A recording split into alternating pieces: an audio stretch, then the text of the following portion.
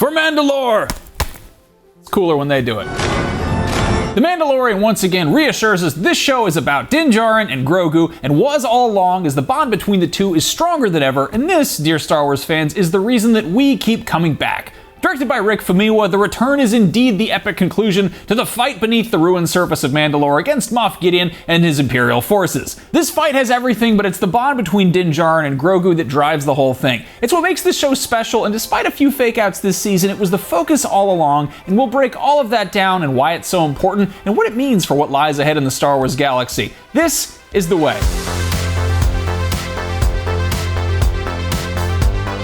But also, The Way is how we're going to spoil everything that happened this episode and this season, so if you're trying to steer clear of spoilers, here is your cue to find the nearest emergency exit.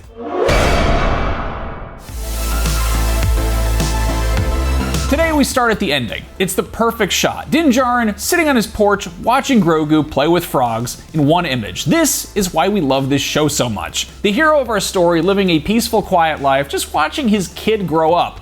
Well, for now. We know that either in an upcoming Season 4 or in the upcoming Filoni movie, some new threat will emerge from the unknown regions to get Mando back in action. This episode was another example of some great Star Wars, including a great battle with a bunch of stuff going on, and it even had a hallway scene. Star Wars fans love hallway scenes. All that stuff was awesome, but the thing this episode really did was bring the focus back to Din Djarin and Grogu, who have always been its strongest characters. This show is a story about a parent and a kid and their relationship, and that final shot encapsulates it really well. Yes, the epic battles and cool weapons and armor are all major selling points, but The Mandalorian really shines when it puts Din and Grogu's relationship front and center. We'll do a quick recap of the episode a little bit later, but to make it short, Din and Grogu work together to defeat Moff Gideon and all the Praetorian guards and all of that, and now Din wrecks shop as per usual, but Grogu, both in and out of the IG-11 mech, is still a major force in the fight. Din formally adopts Grogu, making him Din Grogu, and they wind up in a quiet cabin on Nevarro. Din just watching Grogu grow up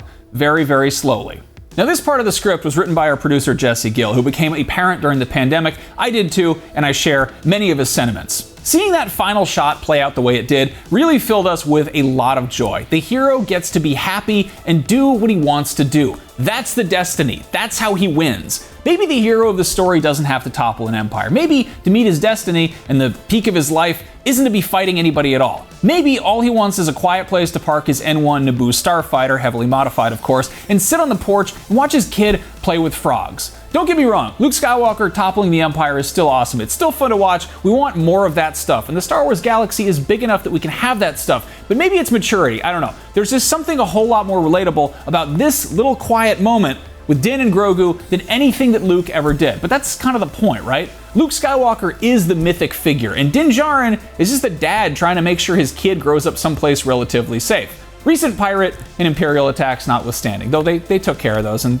they've got a new sheriff in town. Luke Skywalker was the hero of our younger selves, and if we're looking for a hero for our older, now toddler dad selves, Din Djarin is a pretty great candidate. Star Wars is for everyone, but The Mandalorian specifically feels like it was made with parents in mind. Many of Grogu's antics are extremely familiar to anybody who's had to wrangle a toddler. Touching things they're not supposed to, putting things in their mouth, randomly throwing up, and most recently, annoying the ever-living out of everyone in earshot with some kind of electronic noise-making toy. Yes. Yes. Yes. Last week, we got Grogu using IG-11's body as baby's first mech suit. My first reaction to this was just an aggressive eye roll because it seemed like pandering fan favorite nonsense where they take one thing that fans love and literally jam it inside another fan favorite thing, like a fan service turducken. But seconds later, I was laughing out loud at Grogu annoying the crap out of Mando by spamming the yes button on his new toy. Apparently, Greef Karga didn't get the memo about how a toy that makes noise might be fun for kids, but it's agony for parents. And if you didn't get that memo before, you heard it now. Just don't buy things that have batteries and make noise. It's a good kind of blanket rule. No. To take this full circle, when I was a kid, I had this talking Boba Fett keychain that only said, "Put Captain Solo in the cargo hold," and my best friend and I thought it was hysterical to repeatedly press the sound effect button and make him say, "Put," and I have no idea how my mom didn't hide that keychain from me indefinitely at the bottom of the garbage can. Ironically, how many electronic noise-making Grogu toys have been produced so far? I had one of those cooing animatronic ones that wound up in my daughter's stuffed animal pile, and occasionally it turns itself on and goes, wah, and scares the hell out of me. Meanwhile, my wife found out that there is a Mandalorian Bop It toy that has Pedro Pascal gruffly giving vaguely suggestive orders, and my wife insisted that I order one for her and another one for her Pedrophile friend as a joke, but I have a sneaking suspicion my actual child is going to co-op one of these Bop Its and drive us insane. I told you that was a bad idea. Sorry, I digress. The point is, stuff hits differently as a parent, and that final shot of Mando kicking back on his porch, watching Grogu levitating, but thankfully not trying to eat a space frog was especially gratifying. Historically, Star Wars has been all about the fate of the entire galaxy, blowing up Death Stars and overthrowing empires and bringing balance to the Force, so it's refreshing to see a smaller scale victory like Din and Grogu's, which seems like a genuine happy ending and a seriously relaxing, comfortable looking porch. Seems like a really good time, unless you're the frog who probably really is praying for death.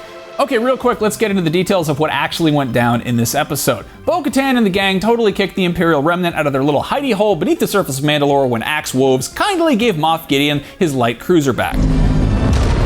Mando seemingly kills Moff Gideon and his Force-sensitive clones, and the Mandos restart the Great Forge, re-establishing their culture on their homeworld, and Bo-Katan is now the warrior queen she was always meant to be, and the Mythosaur that she saw earlier in the season is still down there in the living waters beneath the mines of Mandalore, seemingly giving its blessing on the proceedings, but it's a gigantic beast, so who can say?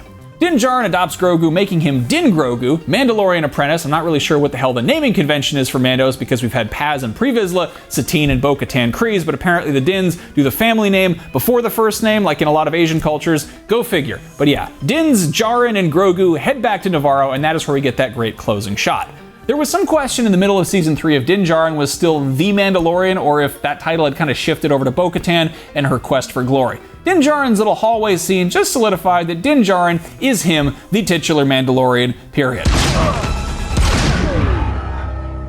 Watching him fight his way down that corridor, trading up weapons as he went, it kind of felt like a video game, a little bit Hotline Miami in there. And Moff Gideon did pointedly refer to Din Djarin as the Mandalorian in this episode as well, so I'm just saying, change my mind. And with that, we're going to take a quick break. When we come back, we're going to get into what this episode means for the Ahsoka series and the Dave Filoni New Republic movie. We will be right back.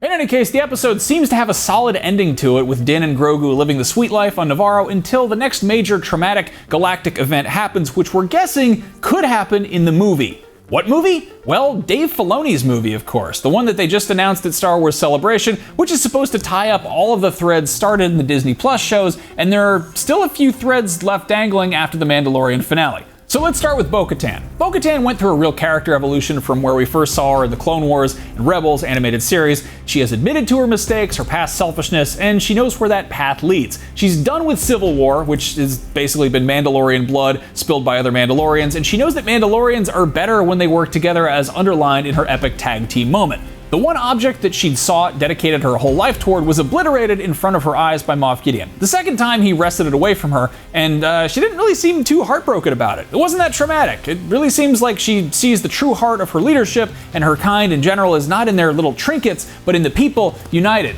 Maybe she'd outgrown the use for what the Darksaber represented, like losing a good luck charm that you never really needed at all. The real Mandalore is the friends that we made along the way. Or maybe it's just the name of the planet, whatever. By the end of it all, Bo-Katan is actually finally the perfect person to lead the Mandalorian people to prosperity. Maybe, next time we check in, they'll have used the Remnant Night Owl's agricultural techniques to reforest Mandalore into a whole different look than what we're used to. But to be fair, what we're used to is mostly rubble, so really, even a few potted plants would be a pretty big improvement. So about that Darksaber, it looked like Moff Gideon crushed the mythic weapon in his hands as he dueled it out with Bo-Katan, and now this super important lightsaber appears to be out of commission for good. It might be okay. Don't forget that lightsabers can be repaired just like any other piece of gear. All they need is somebody who knows how they work, and it turns out that Din Djarin happens to know a few folks personally. We don't think that we've seen the last of the Darksaber. It didn't just survive centuries of epic space war just to go out like this. Just take it to Luke or Ahsoka and get it going again, or take it apart and use the crystal to build a version for tiny little Mandalorian Jedi hands. You know what I'm getting at here? Give the dangerous sword to the toddler. I think that's a great idea. I swear I'm a good parent.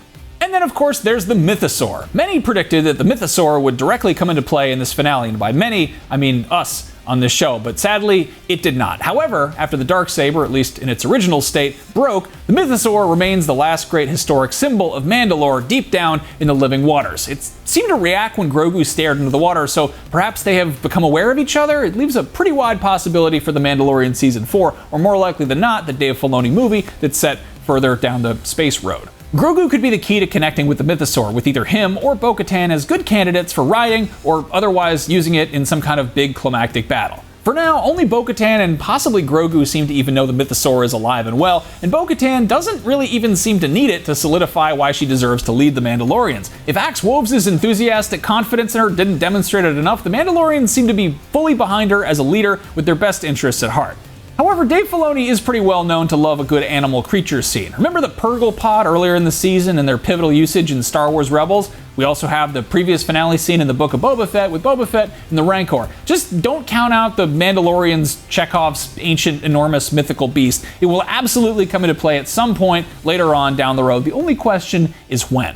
And then, of course, there's Moff Gideon. The motherfucker was just cloning himself the whole time. And then he died, where we didn't see the body afterwards. How much do you want to bet that this guy is going to come back in some form to give Mandalore the business? After all, he was wearing the upgraded Mandalorian Imperial hybrid armor, and he was getting pretty comfy with a flamethrower and other Mando accoutrements. Unless they show us his sizzled corpse falling down dead, then I would certainly not count this man out for good.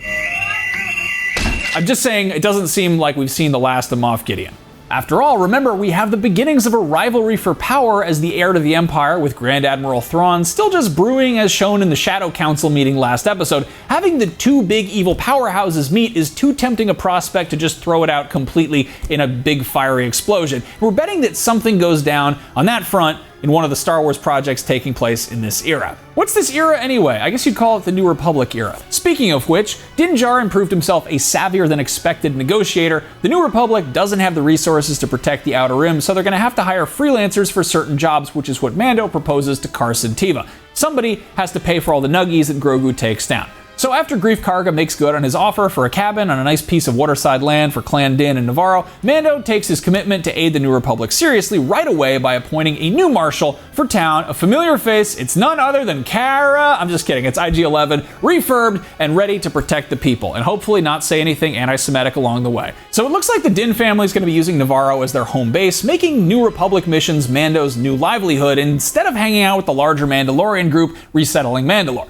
After all, he did say he would help Bo-Katan accomplish her goal. Once the planet was retaken, he's pretty much done with that mission. Din Djarin's goal is not settling Mandalore. It's settling down and building a life for his son, and he's got to go to where the money is, though he will most assuredly check in on the Mandalorian's planetary progress at some point in his next adventures. This is the way.